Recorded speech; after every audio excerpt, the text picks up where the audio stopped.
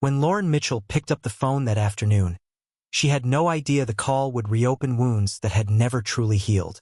In just a few minutes, she would once again be reminded that, in her family, love wasn't unconditional. It came with a price tag. And as always, she and her son weren't considered valuable enough. The summer heat pressed against the small apartment as she sat by the window, red pen in hand, grading assignments from her high school music students. The oscillating fan hummed weakly, offering little relief from the sweltering air. "Mom, look!" Lauren turned to see her 10-year-old son, Ethan, beaming as he held up his school project. A miniature volcano model, complete with baking soda and vinegar lava bubbling over the sides. "That's amazing, sweetheart," she said, adjusting her glasses and giving him an encouraging smile. "Mr. Parker will love it." Ethan grinned proudly. But before they could celebrate his little victory, the phone rang. Lauren sighed. "Caller ID, Mom." She already knew how this conversation would go. She braced herself and answered. "Hello, Mom." "Lauren, darling, you'll never believe it. The wedding details are finally set." Her mother, Linda, sounded overly excited, which was never a good sign. Lauren rubbed her temple. "What wedding?" "Your Uncle Robert's. It's next month, at Crystal Cove Resort in the Caribbean. It's going to be a dream. A 5-star beachside wedding, exclusive guests, private suites. You and Ethan are coming, of course." Lauren hesitated. A luxury beach wedding as a high school teacher living paycheck to paycheck. She barely had enough for rent, let alone an extravagant trip. "Mom, that sounds wonderful, but I don't think we can afford." "Oh, don't worry about that. Dear, your father and I will take care of the arrangements. The whole family should be there. Victoria and Nathan will be flying in first class, of course. And we just finalized Ethan's cousin Liam's suit. It's custom-made. The fabric is from Italy." Lauren closed her eyes for a brief moment. Of course, Victoria, her older sister, had always been the golden child, the one with the picture-perfect life, the doting husband, the elite social circles. And now, her 12-year-old son, Liam, was already following in her footsteps, raised to believe he was superior to everyone around him, including Ethan. Well, her mother pressed. Lauren forced herself to respond. "All right, we'll come." For Ethan's sake, she told herself. Maybe this time would be different. But deep down, she already knew. The divide in their family had never changed. And it never would. The moment Lauren hung up, she felt an old, familiar exhaustion wash over her. Victoria's name alone was enough to drain her. Growing up, their parents had always celebrated Victoria's successes. Her straight-A report cards, her record-breaking swim meets, her eventual rise to CEO of her own consulting firm. Lauren, on the other hand, had been the creative one. Music had been her passion since childhood, but in her parents' eyes, it had always been a hobby, not a respectable career. When she had chosen to become a music teacher instead of pursuing something profitable, they had all but given up on her. The final blow came years later when her marriage fell apart. Her husband left her for another woman, and child support became an inconsistent dream. Lauren had fought to rebuild her life, to raise Ethan on her own. She had no regrets about choosing him over wealth or status. But in her family's eyes, struggle was just another word for failure. As she cleared the dinner table that evening, she finally brought up the trip. "We're going to the Caribbean next month," she said casually. Ethan's eyes widened. "Really, like a real beach?" She laughed. "Yes, a real beach." His excitement was contagious, and for a moment, Lauren let herself believe this trip might actually be enjoyable. "Will Liam be there too?" Ethan asked, his voice suddenly quieter. Lauren noticed the change in his expression. He hadn't forgotten. The last time the boys were together, Liam had openly mocked Ethan's second-hand clothes in front of his friends, calling him cheap. Linda had brushed it off as kids being kids. "Yes," Lauren admitted. "But don't worry, we'll have fun no matter what." Ethan nodded, but she could see the shadow of doubt in his eyes. The next morning, the phone rang again. "Lauren, sweetheart, I've booked the travel arrangements," her mother announced, her voice carrying that same tone she always had when she thought she had done something thoughtful. But really, it was anything but. "Oh, that's great," Lauren said hesitantly. "So when do we fly out?" A brief silence. Then, a hesitation in Linda's voice. Well, about that, Lauren's stomach twisted. Mom, Victoria and her family will be taking a first-class flight from New York. It's only a 4-hour trip, so they wanted to be comfortable. Lauren already knew where this was going. And us, she asked, already bracing for the answer. For you and Ethan, we thought it would be more practical for you to take the bus. Lauren stopped washing dishes. A bus? Yes, dear, it's so much more affordable. The fare is less than half of a plane ticket, and since you're, well, on a teacher's salary, we figured this would work better for your situation. The 15-hour bus ride. Lauren felt heat rise to her cheeks. Not because she couldn't afford a flight herself, but because it was clear her family hadn't even considered giving her the same treatment as Victoria. She forced herself to stay calm. So, we're taking a bus, while Victoria's family flies first class. Oh, don't be so dramatic, Linda laughed lightly. It's not like it's that bad. You can bring books, play games with Ethan. Think of it as an adventure. Lauren gripped the phone so tightly her knuckles turned white. An adventure. Victoria and her family would be sipping champagne at 40,000 feet, while Lauren and Ethan would be crammed into stiff seats, stopping at every gas station from here to Miami. And as if to twist the knife just a little deeper, Linda added, oh, and Victoria's family will be arriving 3 days early to enjoy the resort before the wedding. But don't worry, you and Ethan will get there the night before. Just in time. Lauren clenched her jaw. Not early enough to enjoy anything. Just late enough to be an afterthought. Her mother was still talking, but Lauren had stopped listening. She exhaled slowly, gripping the edge of the sink. All right, Mom, she said, her voice even. We'll take the bus. Later that evening, Ethan looked up from his homework. Mom, are we flying to the wedding too? Lauren swallowed the lump in her throat.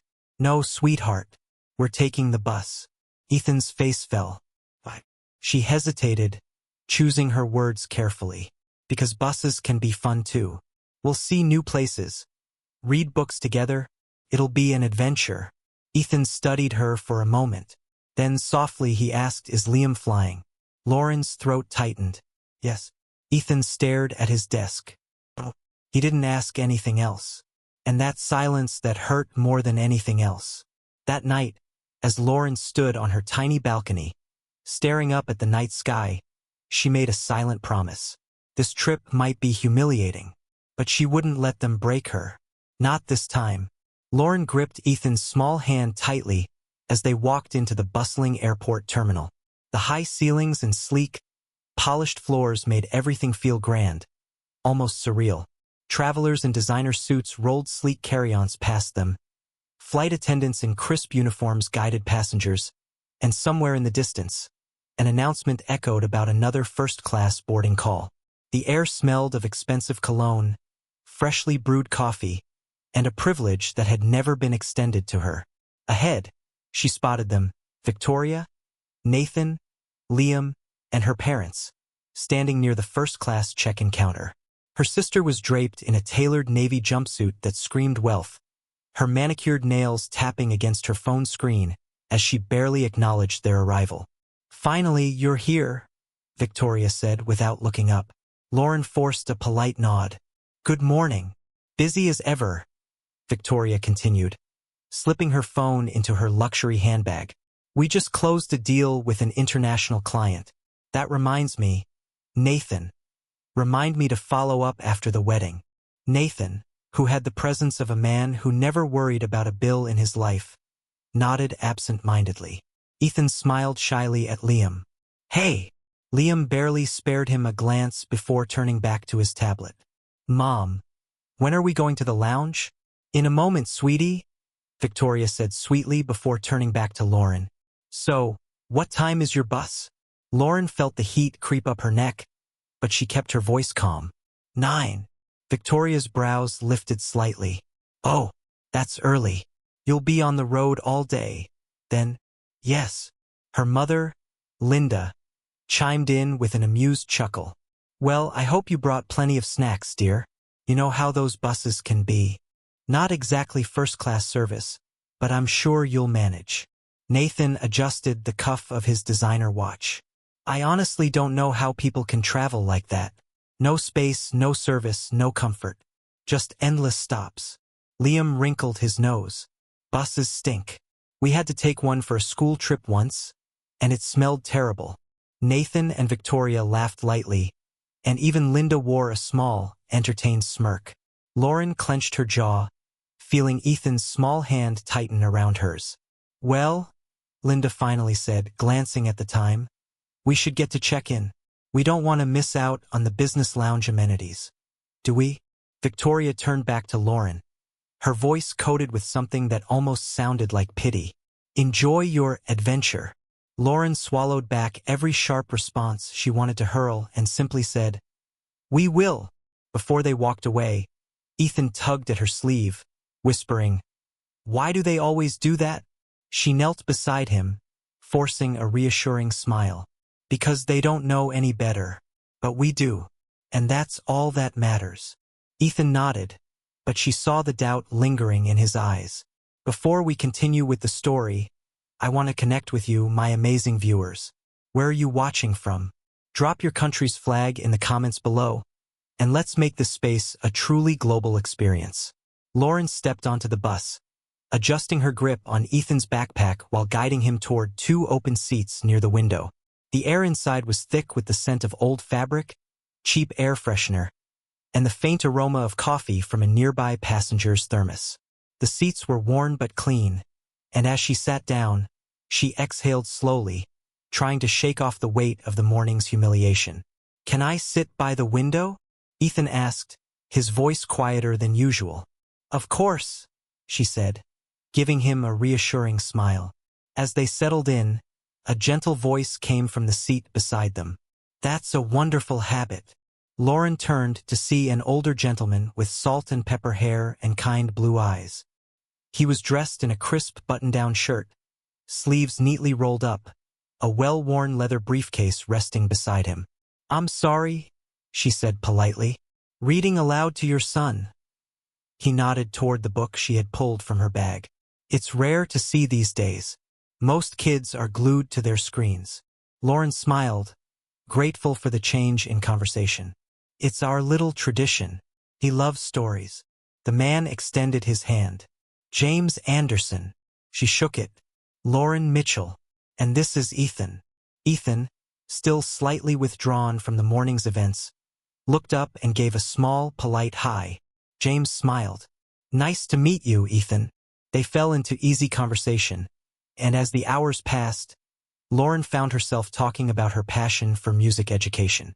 James listened intently, asking thoughtful questions, nodding along as she spoke. You have a real love for what you do, he said after a while. I do, she admitted. It's not glamorous, but it's fulfilling. That's what matters, he said with a knowing smile. At the next stop, Ethan stretched his legs and walked toward the small convenience store near the station. Lauren turned to James. So, what do you do? She asked. James seemed to consider for a moment before answering simply, I work in education. Lauren nodded, intrigued but not pressing further. When the bus continued its journey, James reached into his briefcase and pulled out a sleek black business card, handing it to her with a casual smile. Lauren took it, glancing at the embossed letters. And then her breath caught. James Anderson, CEO, Harmony Innovations. She felt her stomach drop. Harmony Innovations was one of the most prestigious companies in the country, specializing in advancing music education. James must have noticed her stunned silence because he chuckled. I figured I'd wait to mention that. Lauren swallowed, carefully setting the card in her lap. You're with Harmony Innovations? I founded it actually, he said, voice light but steady. She blinked. I don't know what to say. Don't say anything just yet, he said, his expression warm but unreadable. Let's just enjoy the rest of the ride. As the bus rolled on, Ethan had no idea that his mother's world had just shifted, that this unexpected meeting might change everything. By the time they arrived at the resort, the exhaustion had settled deep in Lauren's bones. The humid, salty air wrapped around her as she stepped off the bus, Ethan's sleepy head resting against her arm. Just as she was about to check in, she caught sight of Victoria and the rest of the family in the grand lobby, sipping on expensive cocktails, laughing without a care in the world. Victoria turned at the exact moment James Anderson stepped beside Lauren, giving her a friendly nod. Lauren didn't miss the way Victoria's confident smile faltered. James, however, seemed unaware of the moment's tension. "Lauren, I'll see you at dinner," he said with an easy smile before heading toward the VIP check-in counter. Victoria's brows knitted together as she looked between them.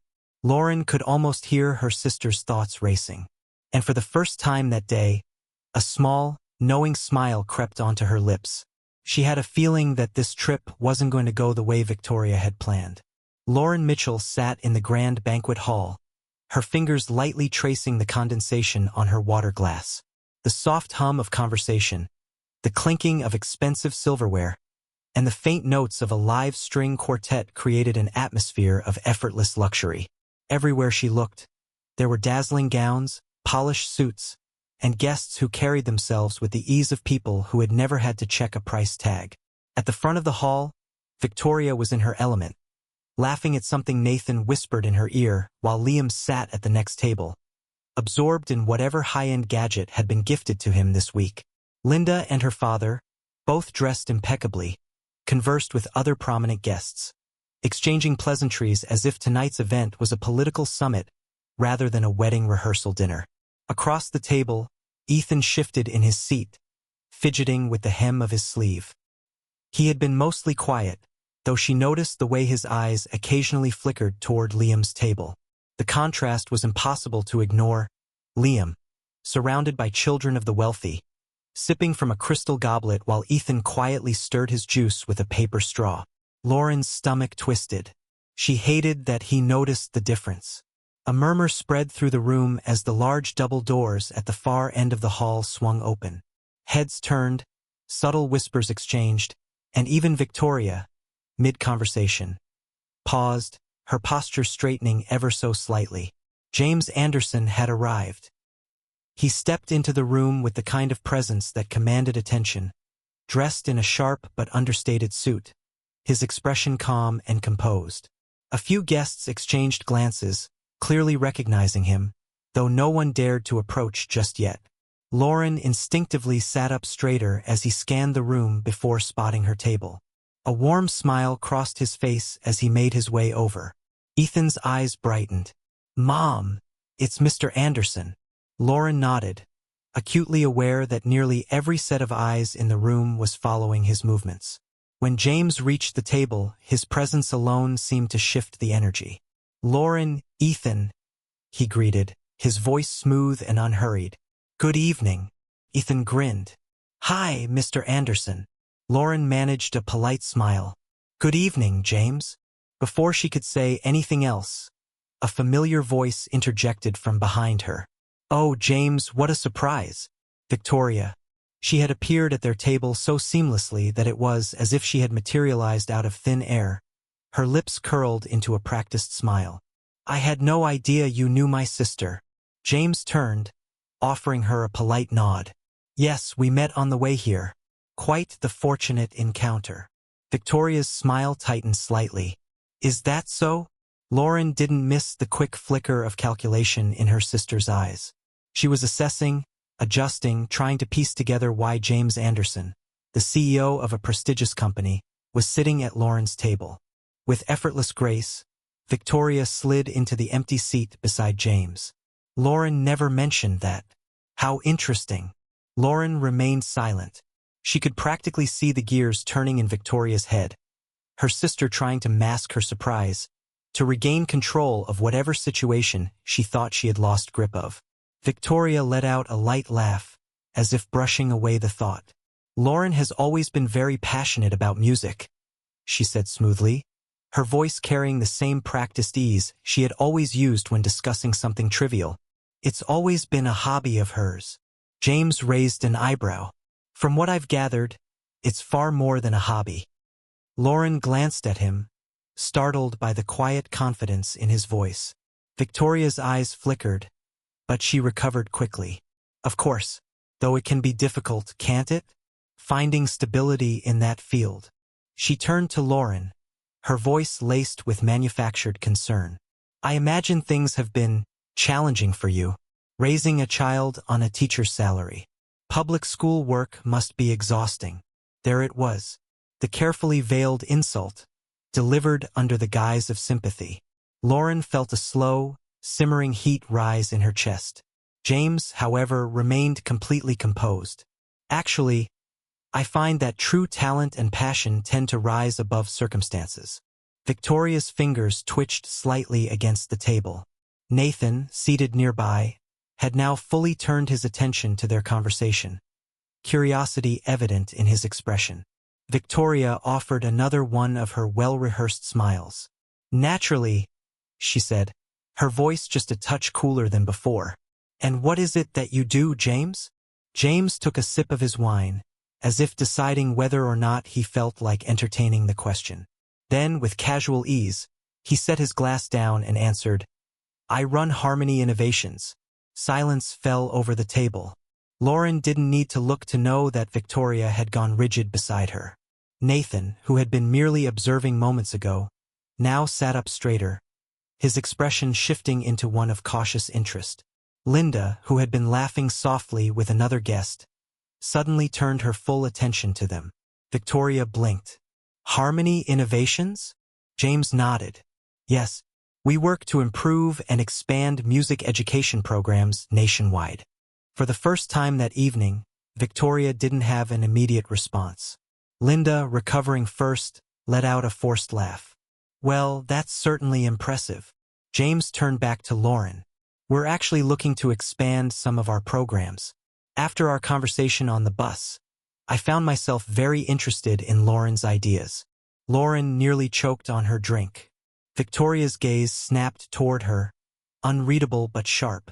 James continued, as if unaware of the tension building at the table. Lauren, I'd love to set up a formal meeting. We're looking for someone with your passion and expertise to help us develop a new initiative. The words felt surreal. Lauren, still processing, managed a quiet, I'd love that. Victoria's nails pressed lightly into the fabric of her dress. Nathan finally spoke, his tone measured. And what exactly would this role entail? James smiled slightly, as if fully aware of the sudden shift in the room. A leadership position in curriculum development. Full creative control. Competitive compensation.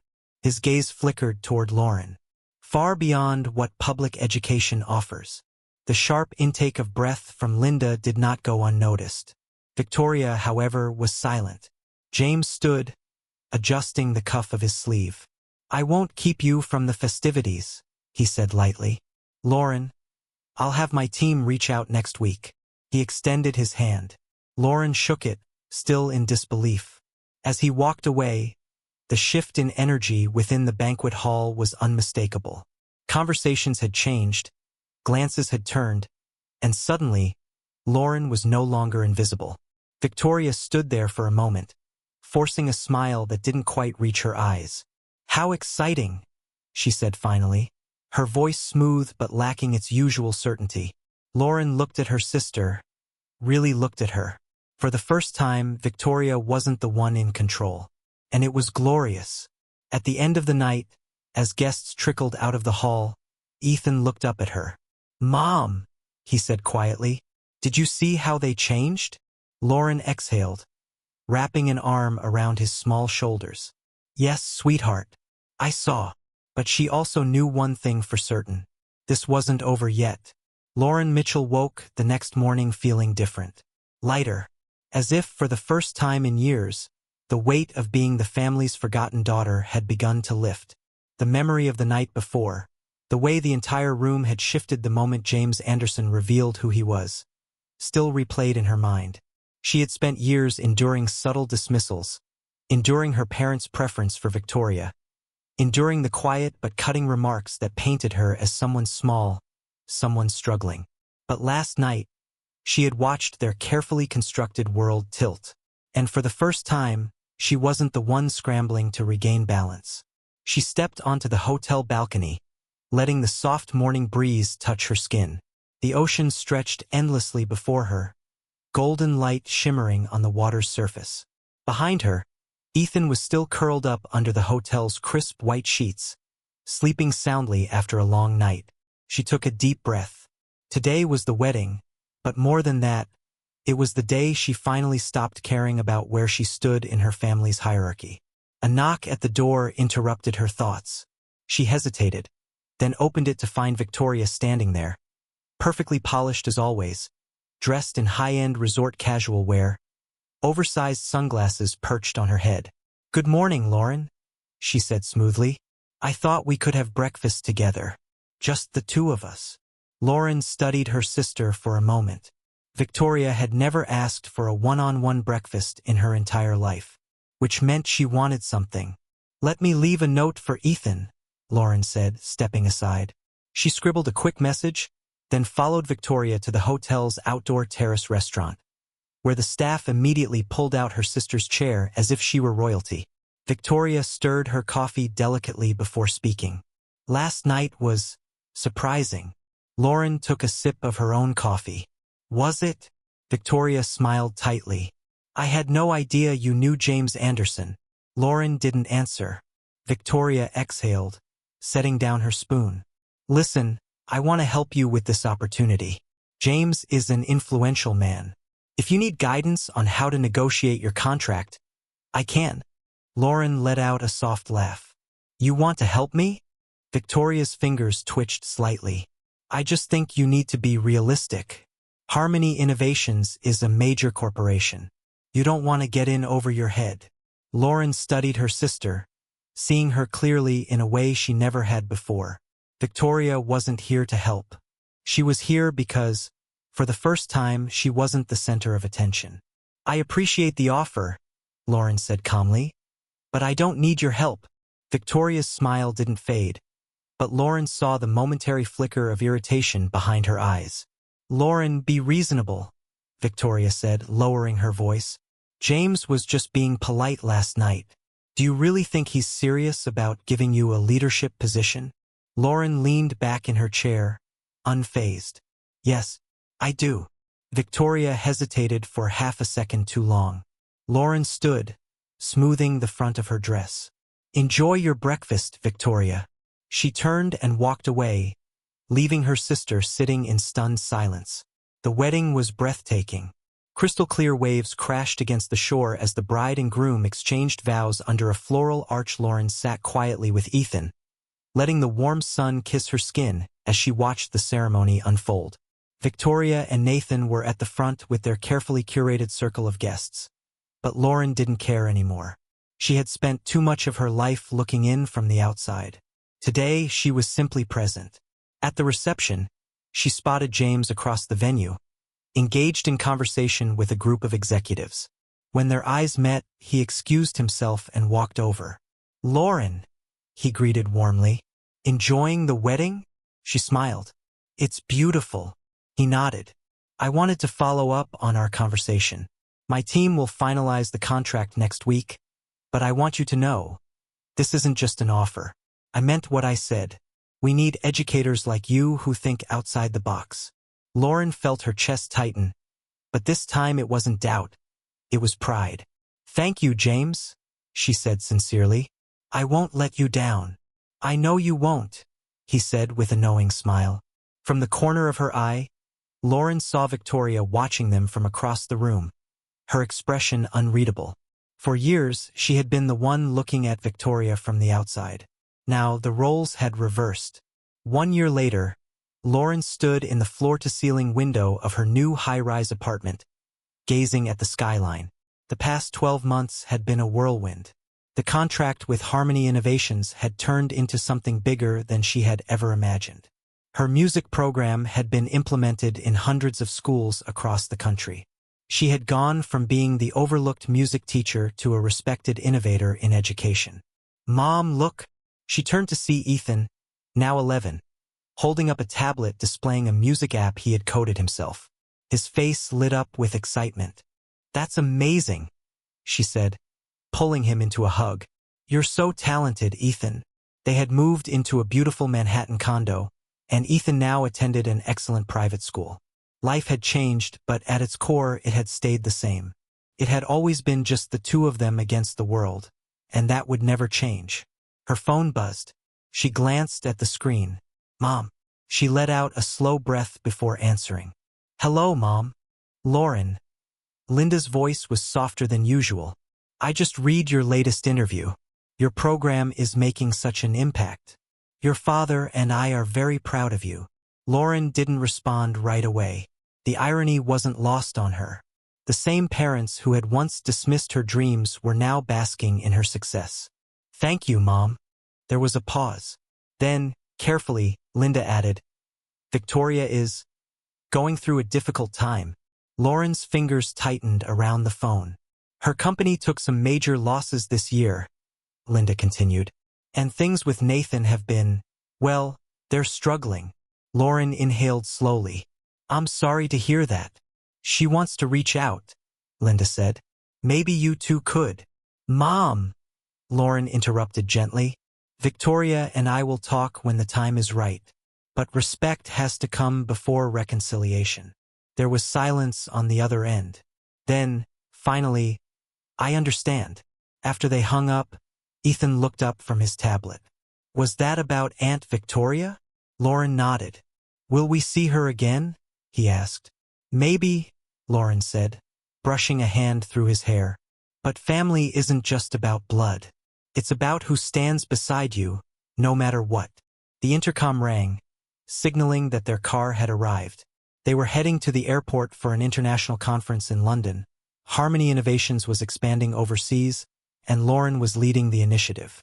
At the terminal, as they walked through the airport, Ethan glanced out the window and pointed. Look, Mom, he said.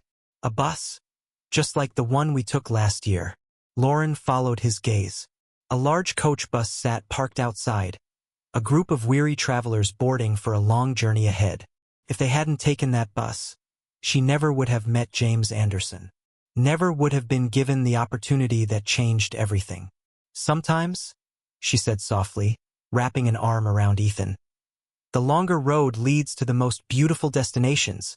As they entered the first-class lounge, ready to board their flight, she knew one thing for certain. She was exactly where she was meant to be. This story is about resilience, self-worth, and the power of believing in yourself even when others don't. It's about breaking free from the roles others place on you and defining your own success. If this story resonated with you, let me know in the comments.